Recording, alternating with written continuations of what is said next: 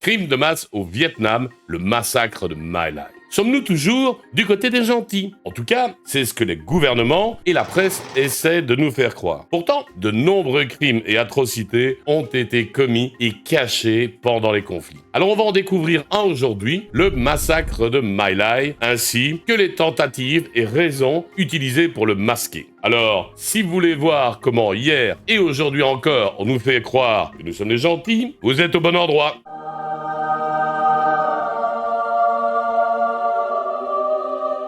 Bonjour et bienvenue dans l'antre de l'apprentivore, la chaîne où la science rencontre l'humour. Aujourd'hui, nous allons parler du massacre de My Lai au Vietnam en 1968. Cet épisode tragique de la guerre du Vietnam nous montre que toute armée peut commettre des crimes de guerre et que nous ne sommes pas toujours les gentils, comme le gouvernement ou la presse voudraient nous le faire croire. Nous parlerons du déroulement de cette journée sanglante, mais aussi des tentatives de l'armée américaine pour le passer sous silence et de l'impassibilité de la presse, en tout cas dans un premier temps. Nous examinerons le déroulement du procès en cour martiale qui a quand même suivi. Et finalement, nous donnerons quelques explications sur les raisons qui ont pu donner naissance à ce genre de barbarie. Comme d'habitude, je vous présente ces faits dramatiques sur le ton de l'humour, mais il reste quelques passages un peu durs que je pense qu'il faut maintenir par respect pour les victimes.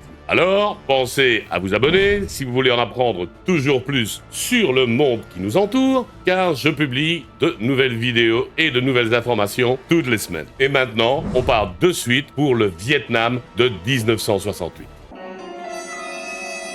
Le matin du 16 mars 1968, vers 7h30, environ 100 et 120 GI de la compagnie C, commandée par le capitaine Medina, posent leur hélicoptère à Son Mai. Après un court barrage d'artillerie et de mitrailleuses, Son Mai, c'est un patchwork d'habitations, de rizières, de fosses d'irrigation, de digues et de chemins de terre qui relient un assortiment de hameaux et de sous-hameaux. Bon. Des villages de bouseux, en harmonie avec la nature. Bien que les GI ne soient pas attaqués après leur atterrissage, ils soupçonnent encore la présence de Viet Cong qui se cachent sous la terre ou dans les huttes. Ouais, ils sont discrets ces gens-là, enfin bon, c'est ce qu'on leur a expliqué. Et d'ailleurs, confirmant leurs soupçons, les mitrailleuses d'un hélicoptère engagent plusieurs ennemis armés dans le voisinage du hameau de My Lai. Et même plus tard, une carabine est récupérée sur le site. Ça, c'est super, hein. Une seule carabine, c'est vraiment dangereux. Alors, selon le plan opérationnel, le premier peloton, commandé par le second lieutenant William Cawley, et le deuxième peloton, commandé par le second lieutenant Stephen Brooks, pénètrent dans le hameau en formation à 8 heures. Tandis que le troisième peloton, commandé par le second lieutenant Jeffrey Lacrosse, et également le poste de commandement du capitaine Medina, reste à l'extérieur. Bon, il glande un peu, quoi. À l'approche, les deux pelotons tirent sur des personnes qu'ils voient dans les rizières et dans les bosquets. On ne sait jamais que leurs charrues et leurs outils agricoles soient équipés de sabres laser. Les troupes américaines pénètrent dans le village et arrivent à le boucler totalement sans trouver un seul combattant vietnamien. Bah oui, c'est plus facile de capturer quand il n'y a pas de soldats en face. Les villageois, qui se préparent pour une journée de marché, ne paniquent pas et ne fuient pas. Habitués qu'ils sont de voir des soldats patrouiller et se la péter. Mais quand ils sont rassemblés, c'est à ce moment-là que les tueries commencent. Sans aucun avertissement, un membre du premier peloton frappe un Vietnamien de sa baïonnette. Oui, le même soldat pousse un autre villageois dans un puits avant d'y jeter une grenade. Il voit ensuite 15 ou 20 personnes, principalement des femmes et des enfants, agenouillés autour d'un temple et brûlant de l'encens. Ils prient et pleurent et ils sont tous tués par des tirs dans la tête. Un important groupe d'environ 70 à 80 villageois est encerclé par le premier peloton et conduit à un fossé d'irrigation vers l'est. Tous les détenus sont poussés dans le fossé et sont ensuite tous exterminés. Et ce, après des ordres répétés du lieutenant Cawley, qui tire également. Le soldat Paul Medlow témoigne qu'il a utilisé plusieurs chargeurs de son M16. Le M16, c'est une mitraillette. il se souvient que les femmes auraient déclaré « Pas Viet Cong, pas Viet Cong !» en essayant de protéger leurs enfants. Il indique, à l'époque, être convaincu que les villageois étaient tous piégés avec des grenades et étaient prêts à attaquer. Lorsque le soldat Michael Bernard est entré dans le sous-hameau de Xiomlang, le massacre est en cours. Il déclare « Je me suis promené et j'ai vu ces gars faire des choses étranges. Mettre le feu aux huttes et attendre que les gens en sortent pour leur tirer dessus. Ou alors entrer dans les huttes et les tuer. Ils rassemblent les gens en groupe et leur tirent dessus. Au fur et à mesure que je marchais, en voyant des tas de gens dans tout le village, partout, ils sont rassemblés en grands groupes. J'ai vu des soldats faire feu avec un lance-grenade dans un groupe de personnes encore vivantes. Nous n'avons rencontré aucune résistance et je n'ai vu que 3 armes capturées. Nous n'avons eu aucune victime. C'était comme n'importe quel village vietnamien. Des vieillards, des femmes et des enfants. En fait, je ne me souviens pas d'avoir vu un homme assez âgé pour porter une arme, mort ou vivant. Le second lieutenant Collet témoigne qu'il a entendu les tirs et qu'il est arrivé sur les lieux. Il a observé ces hommes dans un fossé avec des Vietnamiens dedans et il a ensuite commencé à tirer avec son M16. Un hélicoptère a ensuite atterri de l'autre côté du fossé et un pilote a demandé à Collet s'il pouvait fournir une assistance médicale aux civils blessés dans My Lai. Collet admet avoir répondu qu'une grenade à main était le seul moyen disponible qu'il avait pour l'évacuation des blessés. Après cela, vers 11h, le capitaine Medina ordonne le cessez-le-feu et le premier peloton prend une pause déjeuner. Après toutes ces émotions et tous ces efforts, il faut bien se reposer un peu. Plus tard, les membres du deuxième peloton tuent au moins entre 60 et 70 Vietnamiens, alors que ces derniers traversent la moitié nord de My Lai et de Binh, un petit sous-hameau à environ 400 mètres au nord de My Lai. Membre du peloton est tué, quand même, et 7 autres blessés par des mines et des pièges. Ce qui ne va pas aider à calmer l'atmosphère. Après les passages des premiers et deuxièmes pelotons, le troisième peloton est envoyé pour traiter toute résistance restante. Pas qu'il loupe la fête non plus, celui-là. Le troisième peloton aurait rassemblé et tué un groupe de 7 à 12 femmes et enfants. Avant d'être tués, certaines victimes sont agressées sexuellement, violées, battus, torturés ou mutilés. Même les chats et les chiens ne sont pas épargnés. Les gens qui ont des chats savent bien que ça représente un danger. Et les blessés sont tous achevés. Bien que certains soldats ne participent pas au crime, ils ne protestent pas non plus. Et ils ne se plaindront pas plus tard à leurs supérieurs. Le warrant officer Hugh Thompson Jr., un pilote d'hélicoptère de la compagnie B, voit des civils morts et blessés alors qu'ils volent au-dessus du village pour fournir un appui aérien pour les troupes au sol. L'équipage fait plusieurs tentatives de communication radio pour obtenir de l'aide pour les blessés. Alors ils posent leur hélicoptère près d'un fossé qui est plein de corps et de mouvements. Thompson demande à un sergent qu'il rencontre, David Mitchell du premier peloton, s'il peut aider à sortir les gens du fossé. Et le sergent leur répond qu'il aiderait mieux à abréger leur souffrance. Thompson, confus, parle ensuite avec le second lieutenant Collet, qui prétend simplement suivre les ordres. Lorsque l'hélicoptère décolle, Thompson voit Mitchell tirer dans le fossé.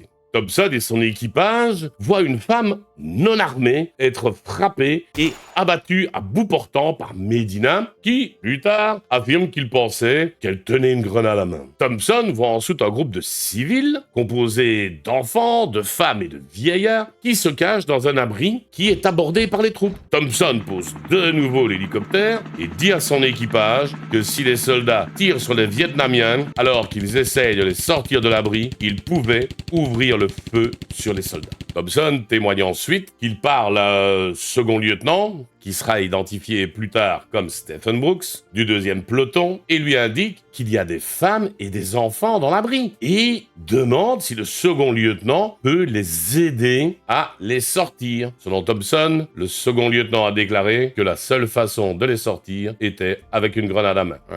Lui aussi, le coup de la grenade à main. Ils ont tous les mêmes idées. Thompson dit ensuite à Brooks de tenir ses hommes juste là où ils se trouvaient pour pouvoir sortir les enfants. Thompson trouve alors un groupe de personnes dans l'abri et les entraîne à l'hélicoptère, se tenant entre eux et les soldats. En revenant à My Lai, Thompson et les autres membres d'équipage remarquent plusieurs groupes de corps. Voyant Tintin survivant dans un fossé, Thompson atterrit de nouveau. Glenn Androetta, son copilote, entre dans le fossé et revient avec un enfant en sang, mais apparemment indemne, avant de l'emmener à bord de l'hélicoptère. Thompson rapportera ensuite ce qu'il a vu au commandant de sa compagnie, le major Frederick W. Waitken, en utilisant des termes tels que « meurtre inutile ». Les déclarations de Thompson sont confirmées par d'autres pilotes d'hélicoptères et membres d'équipage. 2 hélicoptères supplémentaires sont sollicités. 12 villageois seulement seront sauvés, embarqués à bord des 3 aéronefs. Après son retour à la base, Thompson signale le massacre à ses supérieurs. Les allégations de meurtre de civils atteignent rapidement le lieutenant-colonel Barker, commandant général de l'opération. Barker contacte par radio son opérationnel pour trouver le capitaine Medina et savoir ce qui se passe. Medina ordonne à ce moment-là le cessez-le-feu à la compagnie C. Bah, n'est pas trop tôt. Thompson rédige un rapport officiel sur les meurtres de civils dont il est témoin. Ce qui pousse le colonel Anderson, le commandant de la 11e brigade, à le rencontrer. Et occupé, les officiers supérieurs américains annulent les opérations similaires planifiées par la Task Force Barker contre d'autres villages de la province de Shanghai. Malgré ça, le colonel Anderson écrit une lettre de recommandation au capitaine Medina le 27 mars 1968.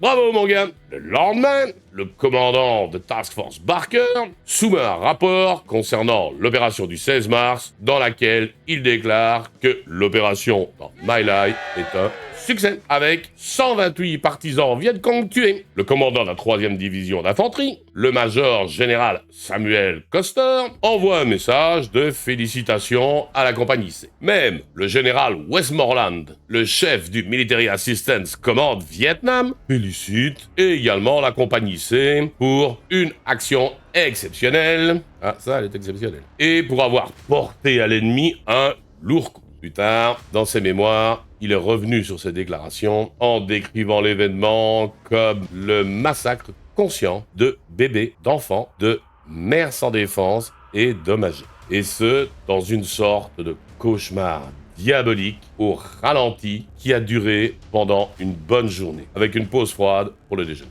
En raison des circonstances chaotiques de la guerre et de la décision de l'armée américaine de ne pas comptabiliser définitivement les morts de non-combattants au Vietnam, bah tiens, on ne veut pas compter les victimes, comme c'est drôle. Le nombre de civils tués à My Lai ne peut être fixé avec certitude. Les estimations varient d'une source à l'autre, 347 et 504 victimes étant les chiffres les plus cités. D'ailleurs, le mémorial sur le site du massacre énumère les 504 noms. C'est l'estimation officielle du gouvernement vietnamien, tandis qu'une enquête ultérieure de l'armée américaine avance un chiffre inférieur, celui de 347 morts. Il s'agit de l'estimation officielle des États-Unis.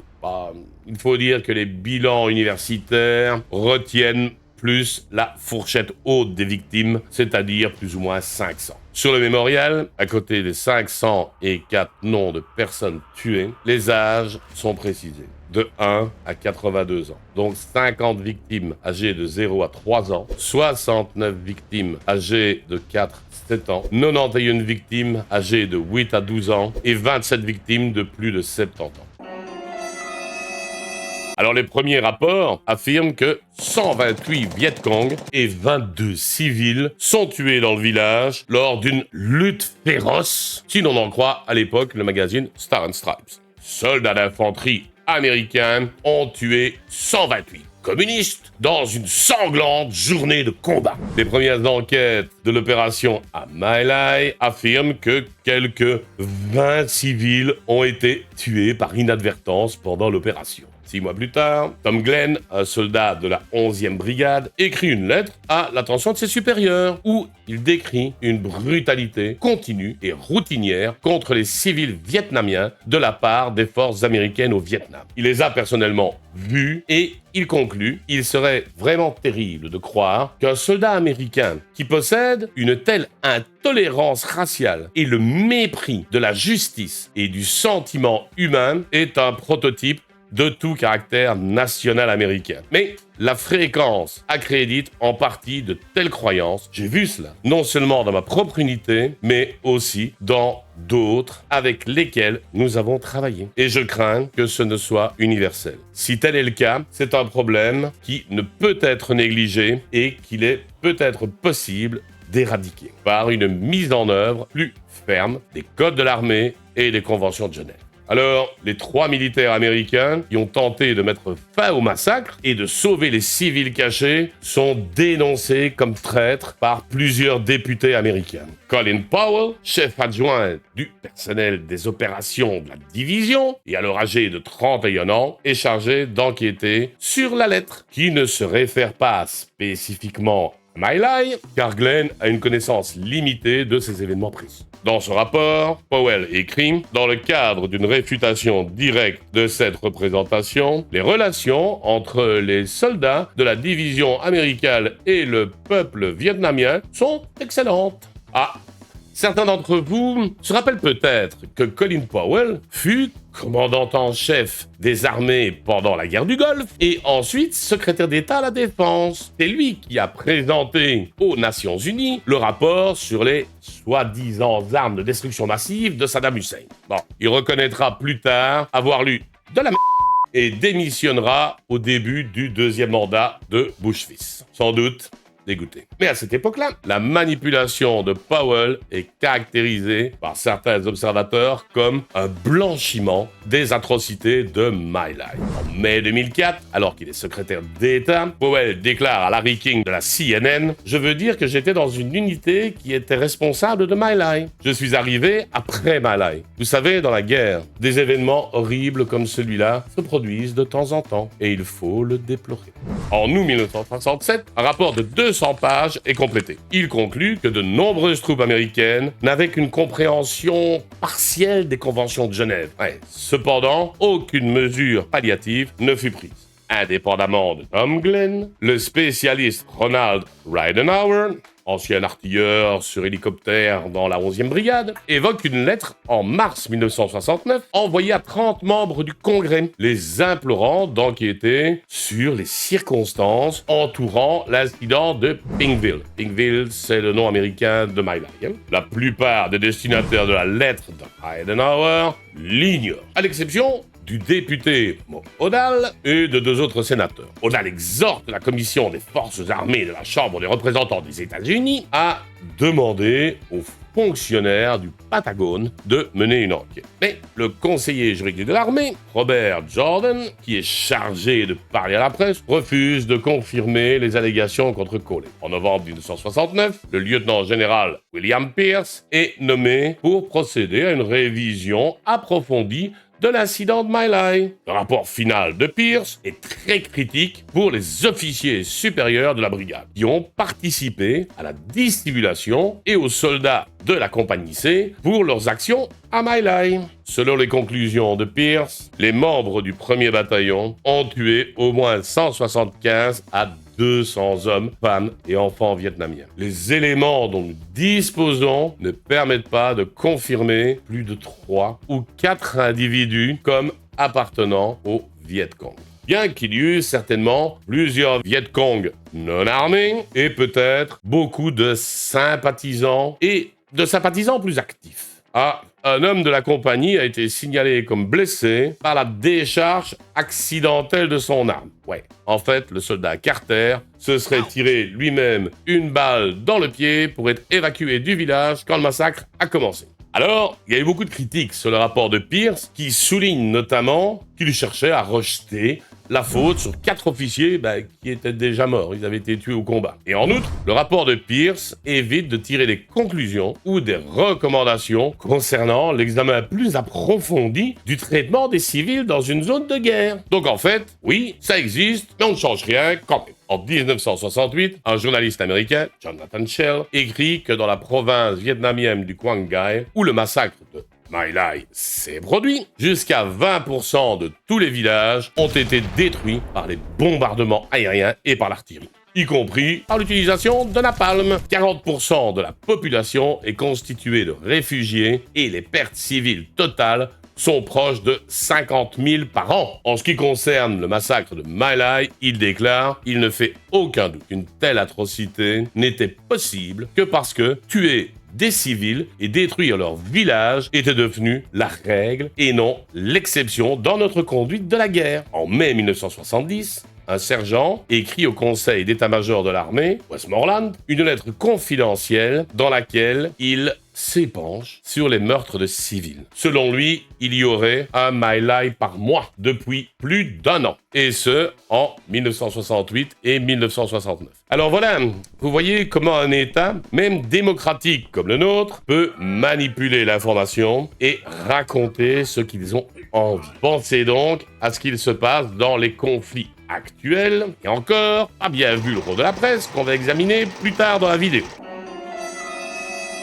En juillet 1969, le bureau du grand général de l'armée commence à examiner les éléments de preuve recueillis par l'enquête concernant les accusations criminelles éventuelles. Finalement, Calais est frappé de plusieurs chefs d'accusation de meurtre prémédité en septembre 1969. Et 25 autres officiers et soldats sont ensuite accusés de crimes connexes. Le 17 novembre 1970, une cour martiale aux États-Unis inculpe 14 officiers, y compris le général Custer, le commandant de la 23e division, et ce, pour avoir supprimé les informations relatives à l'incident. La plupart des accusations sont ensuite abandonnées. Le commandant de la brigade, le colonel Anderson, est le seul commandant de haut rang à être jugé pour des accusations relatives à la dissimulation du massacre de My Lai. Il est acquitté le 17 décembre 1971. Au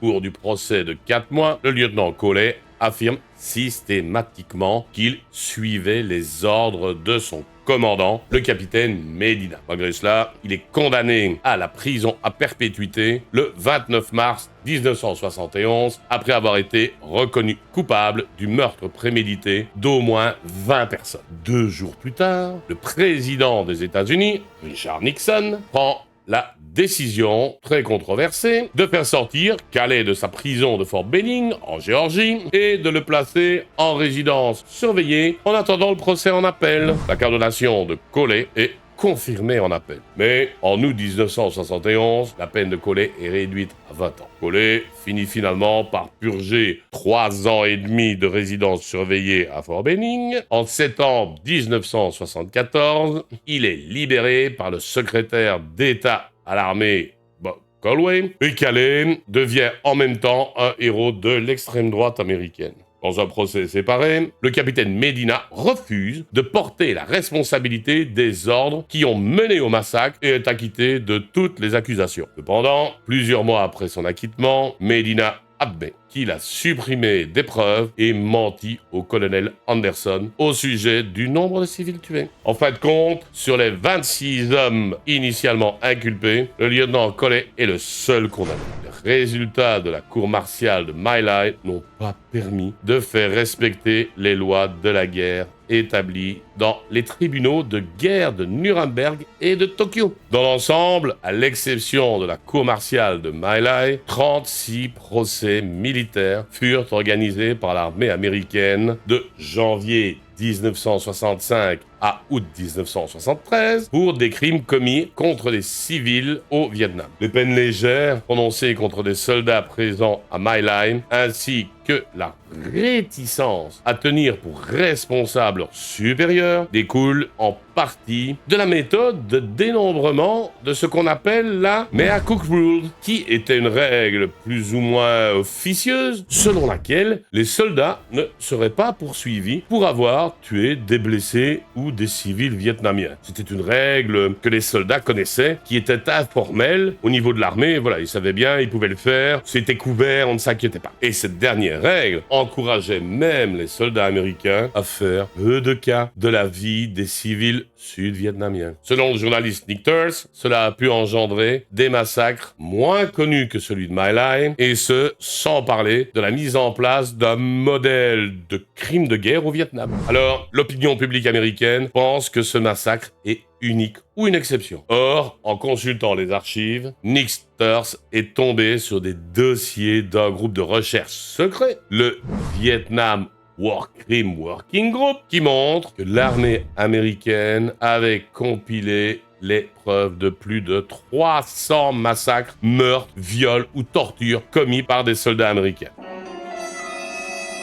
Alors un photographe, Ronald Aberly, et un journaliste du détachement de l'information atterrissent avec la compagnie C à Sunmai le 16 mars 1968. Cependant, le bulletin d'information de la 23e division d'infanterie, et qui est publié le 17 mars 1968, ne mentionne pas la mort de non-combattants en grand nombre à My Lai. Le journal Star and Stripes publie une mention indiquant que les troupes américaines ont tué 128 rouges. Le 12 avril 1968, le Trident a écrit « Les opérations les plus punitives entreprises par la brigade dans la zone de l'opération Muscantine ont appliqué 3 raids distincts dans le village et les environs de My Lai qui ont coûté la vie à 276 Vietcong. Le 4 avril 1968, le bureau de l'information de la 11e brigade publie un communiqué de presse sur les opérations récentes à Pinkville, My Lai, sans aucune information sur les pertes importantes parmi les civils. Alors quand même, une enquête criminelle subséquente révèle que les 2 individus, donc les 2 journalistes de tantôt, là, n'ont pas signalé ce qu'ils avaient vu. Le journaliste a écrit un compte-rendu faux et trompeur de l'opération, et le photographe a retenu et supprimé des autorités compétentes les preuves photographiques des atrocités qu'il avait obtenues. Je vous avoue, je ne publie pas certaines de ces photos, vous pouvez les trouver, elles sont accessibles, mais croyez-moi, elles sont quand même assez trash. Les premières mentions du massacre de My Lai sont apparues dans les médias américains après le vague communiqué de presse de Fort Benning concernant les accusations portées contre le lieutenant Coley. Et ça, le 5 septembre 1969. Par conséquent, NBC diffuse le 10 septembre 1969 la mention de l'assassinat d'un certain nombre de civils au Vietnam du Sud. À la suite de ça, Ronald Ridenhour, donc l'ancien artilleur de l'hélicoptère, lui décide de désobéir à l'ordre de l'armée qui est de restreindre l'information aux médias. Alors, il s'adresse au journaliste Ben Cole du Phoenix Republic qui choisit de ne pas prendre le scoop. Charles Black du Columbus Inquirer découvre l'histoire par lui-même, mais décide également de la mettre en attente. 2 grands journaux de presse nationale, le New York Times et le Washington Post, reçoivent des informations partielles, mais n'agissent pas non. Alors, un appel téléphonique, le 22 octobre 1969, pris en charge par le journaliste d'investigation Seymour Pierce, et l'enquête indépendante subséquente brise enfin le silence qui entoure le massacre de My Lai. Hersh essaye d'abord de vendre l'histoire au magazine Life et Look. Mais les 2 refusent. Hersh porte ensuite son enquête au Dispatch News Service, qu'il envoie à une 50aine de grands journaux américains. Et là, 30 d'entre eux l'acceptent pour publication. Finalement, le journaliste du New York Times,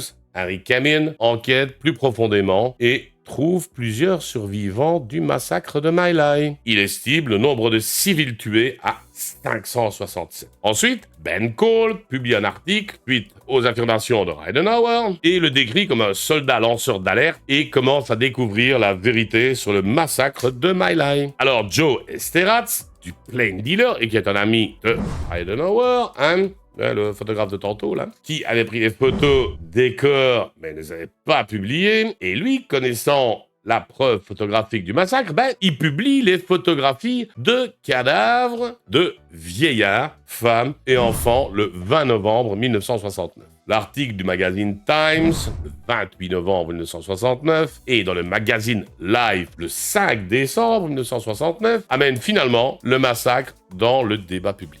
Richard Strout, le commentateur politique du Christian Science Monitor, souligne que l'autocensure de la presse américaine a contrarié les divulgations de M. Ridenhour pendant 1 an. Personne ne voulait y aller, a-t-il ajouté. Par la suite, les entretiens et les histoires liées au massacre de My Lai commencent à apparaître régulièrement dans la presse américaine et internationale. Cette affaire va contribuer à la montée en puissance de l'opposition à la guerre du Vietnam et au mouvement pacifiste aux États-Unis. Donc, vous voyez, la presse, si ce n'est pas vendeur ou dans la lignée du bien-pensant, c'est pas toujours ça non plus. D'ailleurs, si vous voulez en savoir un peu plus sur la manière dont la presse choisit les articles dont elle va parler, je vous recommande la vidéo ici que j'ai publiée, mais qui concerne plus comment le crime est représenté.